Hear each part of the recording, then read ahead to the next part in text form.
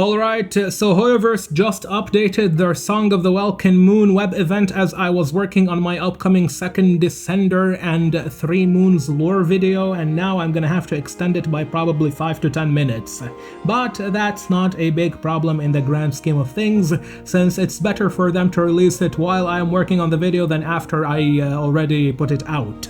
Now, we have the old stuff that was revealed. For some reason, when this came out, everyone was going crazy and saying, "Oh my god, my name for now! Look at this insane lore reveal, Dragon MJE, they revealed the 3 Moon Sisters, which we knew about since 2020. I don't know why everyone was going crazy back then. The only thing that we learned from it was the titles of the Moon Sisters, those being Eternal, Iridescent, and Frost Moons. So Arya, Sonnet, and Canon are the Eternal, Iridescent, and Frost Moons. But this time around, we actually have some real legitimate information that we can go over. And boy, where do I get started? Let's go over to the least important part first, which is this Clink Clank Krumkaki Crafts Shop. So it began as a small, okay, this is essentially a teaser for an upcoming character in Nod-Krai. She is it a she or a he? Components she gives you, yeah, she. So this is most likely going to be a healer or a buffer of some sorts. You can tell because she makes a krumkake. These are a Norwegian cookie, and if a girl makes a Norwegian cookie, her shop has the symbol of a heart. Heart symbolizes healing, and then you literally have the stocks market symbol going up, which can also be interpreted as a heart measurement, heart rate measurement. You have the nails fixing the heart. Yeah, she's going to be a healer. This is just a very throwaway new character teaser, that's all. There are much more important things we can discuss in this teaser, like the Hexenzirkel. Look, we now know what the Hexenzirkel symbol looks like, which is very nice for 2 reasons. This suggests that we will be seeing the Hexenzirkel witches, or at least some of them, in the very near future, and they are going to be involved in Nod-Krai. I personally hope we get to see Barbeleth very soon, because Barbeleth is probably my favorite Hexenzirkel witch, and I really like Mona, so I'm probably going to really like Barbeleth, and she honestly seems very, very funny. So, located at the edge of the world, Nod-Krai has always... By the way, edge of the world here probably means something like Inazuma, where Inazuma is at the very, very edge of the continent of Teyvat. So Nod-Krai is something similar to that, but towards the north instead of being towards the southeast, like Inazuma is. So located at the edge of the world, Nod-Krai has always been the stage where conflicts and dramas unfold, one after the other. How could the Hexenzirkel possibly miss out on this golden opportunity? So we are going to be seeing the Hexenzirkel. So expect to start hearing about these witches in the upcoming patches. I wouldn't be surprised if they are going to come out before or not come out, but at least play an important role before Nod-Krai, leading up to that nation. Or I suppose that autonomously governed region of Snezhnaya. Some people are really confused about Nod-Krai. They think it's a whole nation. It's just part of Snezhnaya that the Tsaritsa gave to the people. Anyway, the treasure hoarders have since spread through the rest of Teyvat, but their origins in Nod-Krai remains a little known fact. So the treasure hoarders are also another big and very important faction that has its own origins in Nod-Krai. Similar to how the Adventurers Guild has its origins in Snezhnaya, the Adventurers Guild originate from the main city of Snezhnaya, I would assume, but the treasure hoarders, the thieves, originate from Nod-Krai itself, which is not surprising whatsoever given that it is a lawless city, or at least this is how Liben describes it. Now, there is a great legendary treasure left behind by Reed Miller. I do wonder if Reed Miller, my memory might be failing me, I may be misremembering. I do wonder if this man eventually grew into legend and somehow became the mythical god of thieves that we heard about in version 1.5. Was it 1.5 or 1.4? It was one of these.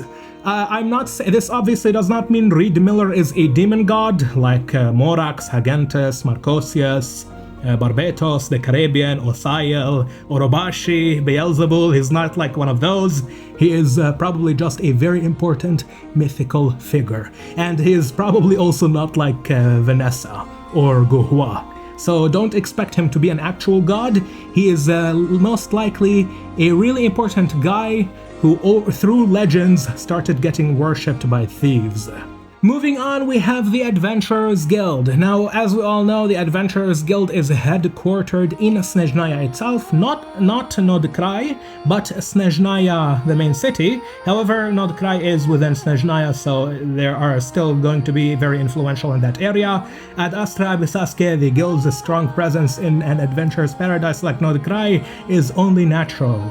A certain important figure from the guild's So this figure is most likely one of the guild's not founders, those guys are dead, but one of the guild's leaders, and maybe we get to see Sandrone cope, very much cope. We might get to see Sandrone in the Adventurers Guild. She might be related to Catherine, at least maybe she crafted Catherine, something along those lines, or they, because Sandrone could be the little puppet, or he could be the big mecha behind her, carrying her.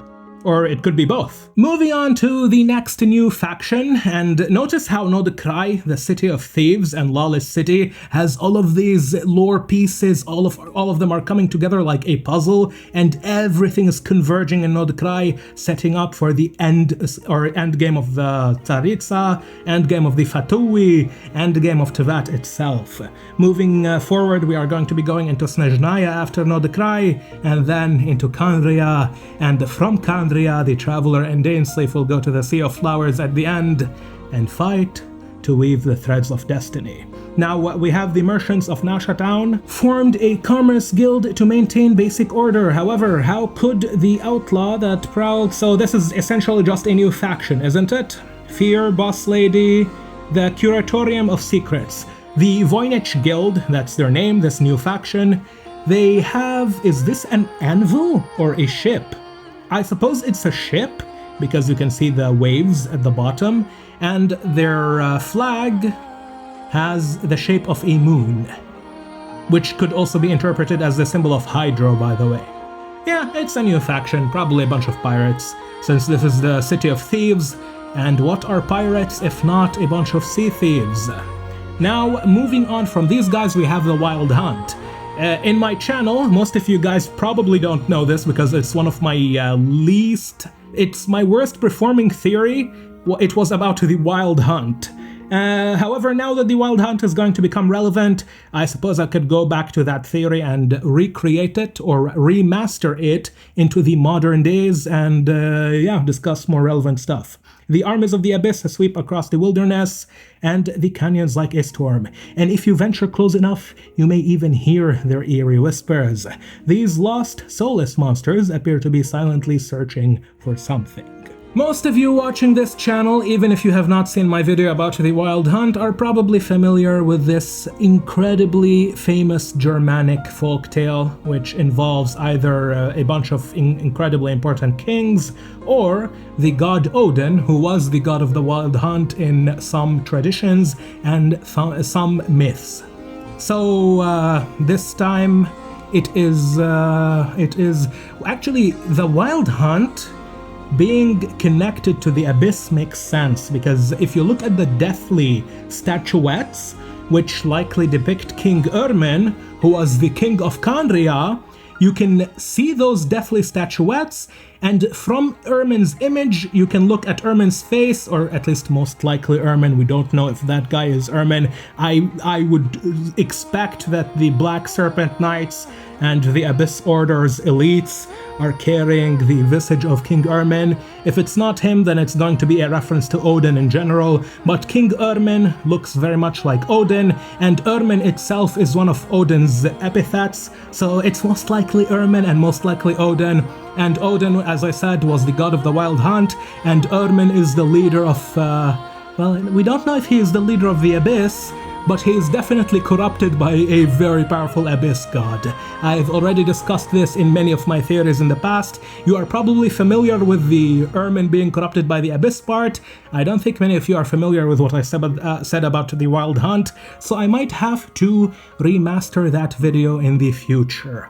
Regardless, I am assuming we will be soon seeing, or at least learning more about King Ermin and Odin, or at least his relationship with the mythological god Odin in Genshin Impact, very soon in Nod-Krai, which is also another massive thing of these massive factions converging in one city. Moving on, this is something that I would imagine most players are going to be very, very excited about.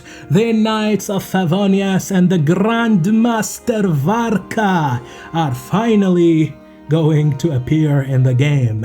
At least hopefully they appear. Imagine if the Traveler makes it to Nod-Krai and instead of fighting Varka, you get some dipshit NPC saying, "Oh Traveler, you must be the one who saved Natlan. Well, now that you are here and looking for Grandmaster Varka, I unfortunately have to tell you that he left Nod-Krai and went on another secret expedition into probably the Abyss and Kandria, and now we have to wait 2 more years to see Varka." Hopefully we are going to meet him finally in Nod-Krai, and even if he doesn't come out, I honestly don't expect Varka to come out until the very end game. He just looks like an end game character. Like, if you ask me, Varka, a few shades if Ronova maybe becomes playable, Hex and Zircle Witches, all of these characters, Surtaloji, who else? Rheindotter, Dainsleif, these are all super endgame characters, even Piero, and even Capitano if they decide to make him playable. So I would not expect them to come out right now, but at least we get to meet and see the Grandmaster of the Knights of Favonius, and hopefully I pray to God, please don't make him a twink, turn him into an absolute muscular Giga Chad with a massive beard, and he wields a claymore with one hand, because everyone in the game wields a claymore with 2 hands, so he's so strong and badass he wields it like a sword, you know? Well, I suppose Kaveh wields it with 1 hand, but he uses telekinesis through his suitcase, so that does not count. Anyway, I'm very excited for the Knights of Favonius. This is very good.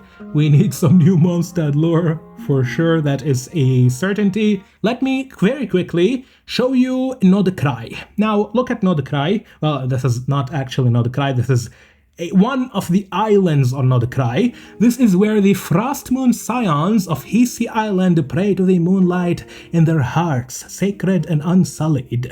Can you see this very beautiful, what's it called? Is this the lighthouse, maybe? I don't think this is the lighthouse. It might be. Regardless if it is or if it's not, I would imagine the lighthouse itself is in the main city of Nod-Krai.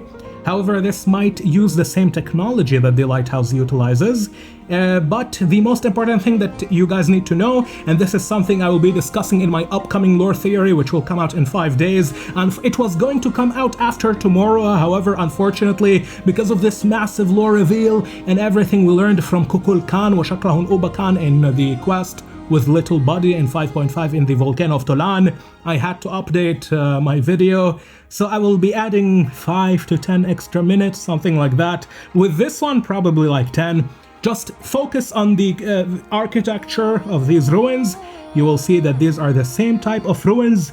Yeah, these are the same type of ruins that we find in Enkanomiya, which means that the Frostmoon Scions are descendants from the Greek unified civilization of the Primordial One. And when I say Greek unified civilization of the Primordial One, I need you to understand this distinction, because this will be a massive topic in my upcoming lore video. This is actually very important, so I'm gonna have to add it too.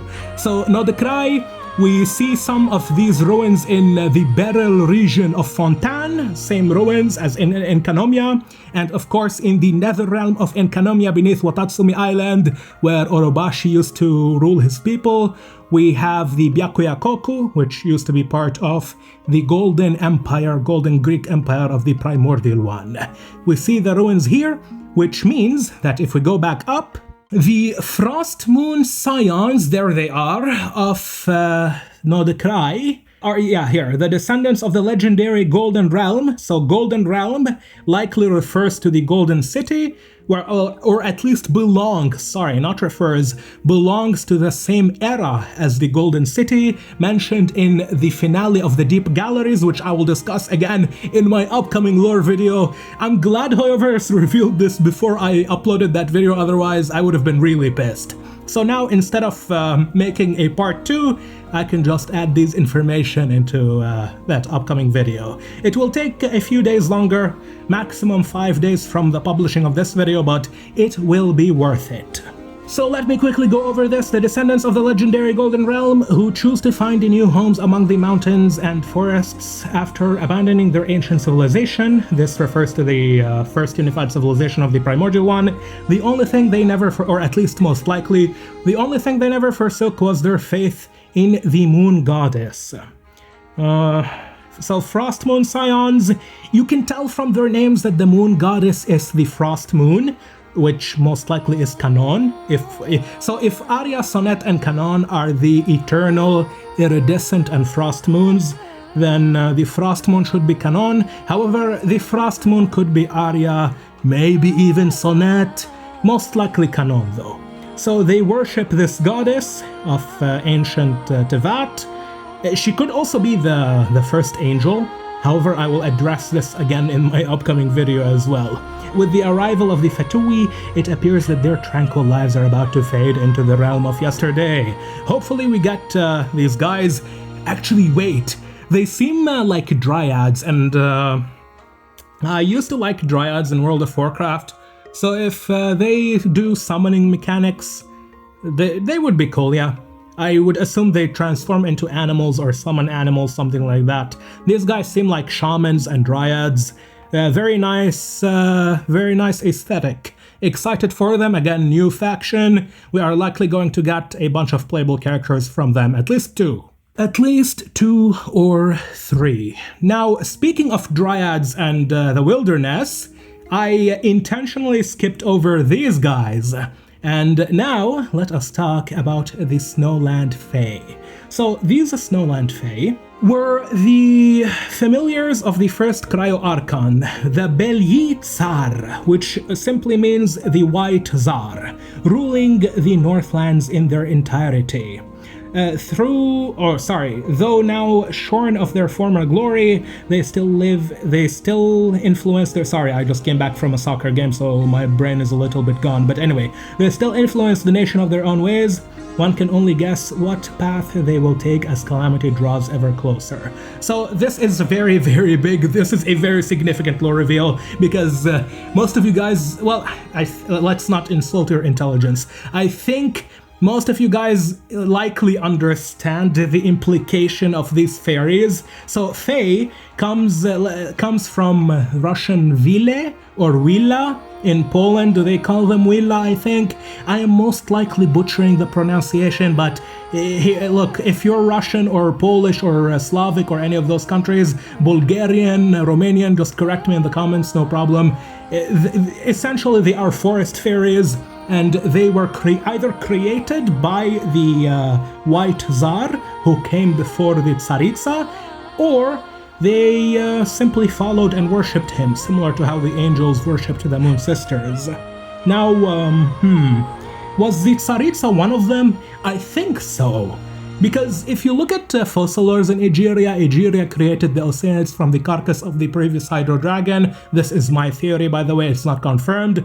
But if it's the same case with these fairies, then the White Tsar likely created them, and they worshipped him, similar to how the Oceanids worshipped and followed Egeria. Thus, given how Fossilers is the successor to Egeria, and she was one of her Oceanid familiars, I would expect the Tsaritsa to either be an angel, a very unique angel, I don't know how she maintained her form, or a forest fairy, or I suppose I should say Snowland Fairy, because it's Snowland Fae, created by the White Tsar, and then upon his death, she took upon his crown and authority. Now, I believe the White Tsar went mad in the final days of his life.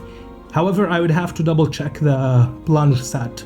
The other set, the one that came with the finale of the Deep Gallery, is the one that talks about Nod-Krai. Regardless, these are probably a very, very, very important new faction of fairies, very likely similar to sea. Oh, you can also look. You can see that they have ears similar to elves. So these are again stuff like Layla. Who else? There are many elves. Klee. I think Alice too, most likely. I wonder if Alice is one of them. Imagine if Alice is related to that Tsaritsa, like she is her sister. So you know how the Jinni Lilopar was created from the goddess of flowers? Imagine if the White Tsar is like the father of Alice and the Tsaritsa, and the two are siblings. That would be so funny. Anyway, yeah, I'm super excited for these fairies. Tsaritsa might be one of them. Once again, this is just a expectation, I suppose, of mine. It's not confirmed, but it's very good to learn about the Cryo Archon, the former one, and his followers and familiars. Is there anything... well, I suppose I should tell you guys this. Although I don't think it's going to be relevant, I will tell you about it anyway. These female fairies come in 3 different categories. You have the Forest Ville, you have the Water Ville, or Water Nymphs, in Russian folklore, and then you have the Air Ville, or Air Villa, or Air Fae, whatever you want to call them, those stuff. They come in 3 different categories. Is this going to matter to us? I suspect not. They are likely all going to be snow fairies, and all of them are the familiars of the previous Cryo Archon. Oh, and I guess I need to also mention this. Hold on, let's go back. When it says White Tsar, which is Belyi Tsar, this is taken from Mongolian, because in Mongolia, at some point in history, we have Genghis Khan, or Genghis Khan, this is how they call him in English. Genghis Khan created the Golden Horde. The Golden Horde ruled over much of Asia. They also took a very vast amount of Russia too. When Genghis Khan died, his children divided the empire, similar to what happened with the empire of Alexander the Great, or Alexandros of Macedon. When the empire began dividing, people and different countries took over their lands gradually, and then the Russian Empire formed. The Russians established their Tsardom, which comes from the Roman Caesar. Tsar simply means Caesar, comes from Caesarian. And the Russian Tsar was referred to by the Chinese, the Muslim Chinese, and the Mongolians, and other Asiatic tribes in Central Asia and China and Mongolia.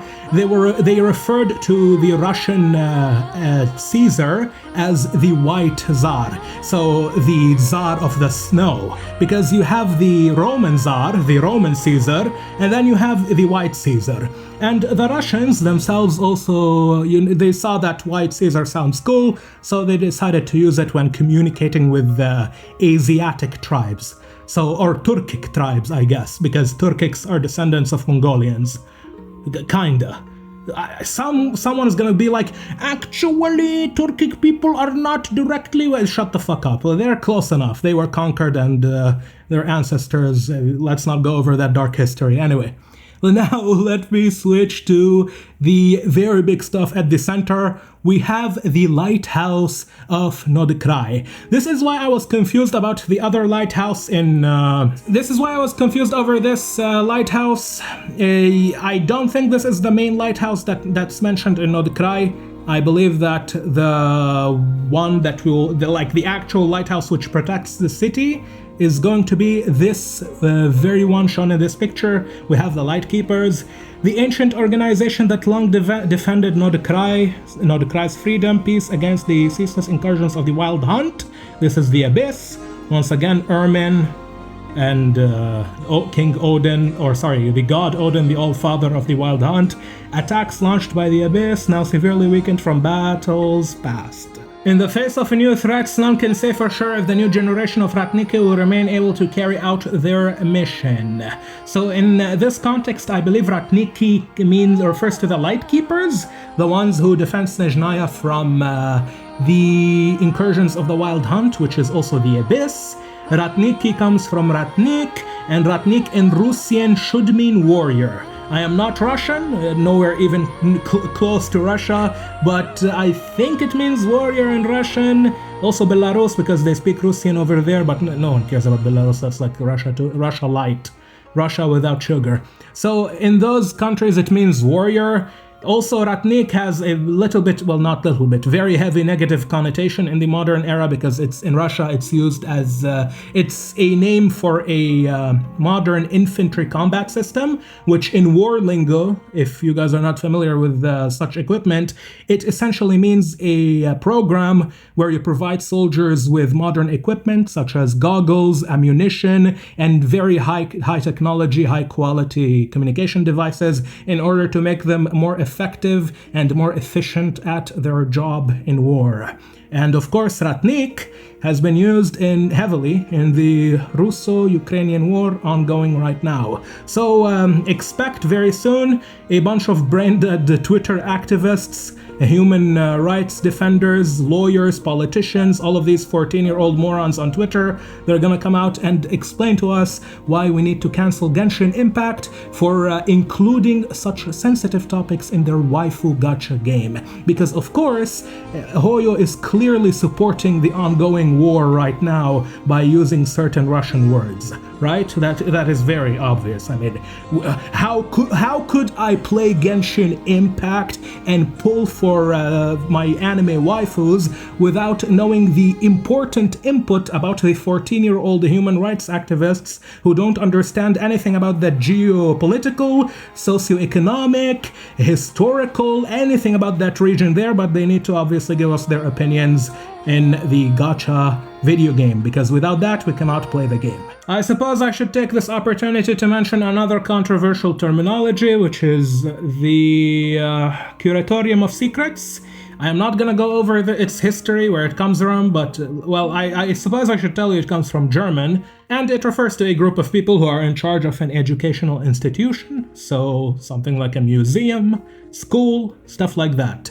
And when Snezhnaya comes out, the fucking annoying Twitter morons are gonna be inevitable. They did it with Natlan, they did it with, actually Fontaine was not drama heavy. Sumeru, Natlan, those are the biggest two.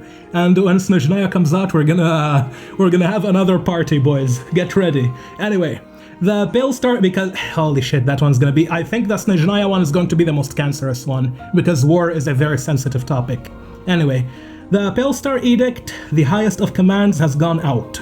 With it, the Fatui Harbingers have been summoned back to Snezhnaya and displayed to Nod-Krai. The people stare and wonder, for what purpose does this army, bearing the banner of the Pale Star, come to their city? Or perhaps the question should be, for whom? Okay, so the Pale Star Edict, this is the biggest command in the Fatui, set up most likely by the Tsaritsa and Piero, and it is meant to gather all of the Harbingers into the Fatui HQ, Fatui headquarters, and it looks like Piero sent them into Nod-Krai, which likely means that they will be confronting the Traveler, maybe? Well, there are a lot of factions that are gonna be playing in Nod-Krai. We saw these pirate guys, we saw the Treasure Hoarders, Adventurers Guild, Hexen Circle, the Frost Moon Scions, the the Snowland Phase. There are so many different factions. So yeah, Nod-Krai might actually be an all-out war, at least I hope so. It looks really promising right now. The Pale Star, if you guys want to know about it, this is a very, well, you can tell from the name, it is a very light star in the north sky, used for navigation by ancient seafarers. They still use it today, however today we have a lot of like GPS and modern navigation techniques and maps and stuff like that. But you can still use it today. If you look at the sky, you see the dimmest star. That's going to be the Pale Star, and you use it to know which direction you need to guide your ship. That's pretty much it. It simply means guidance, I suppose, the guidance edict. The highest of commands. I wonder if the Pale Star is some kind of a reference to the first Sealy, maybe? Because the Snezhnayans of the Hyperborea seem to be connected to the Prince of Light and the Pale Princess. But that is going to be something which I will discuss in my upcoming lore video, which, yeah, that's honestly about it. That's everything I need to say. Once again, pay attention to the Enkanomiya Byakuyakoku ruins in the island Chonhisi Island. And looks like we still have more. People of the moonlit world, please await the turning of the moon, for it will bring new revelations. We are going to likely have one more big reveal after this one, right before Snezhnaya, and I cannot wait for it. Anyway, I'm gonna stop yapping. See you in a few days. Take care.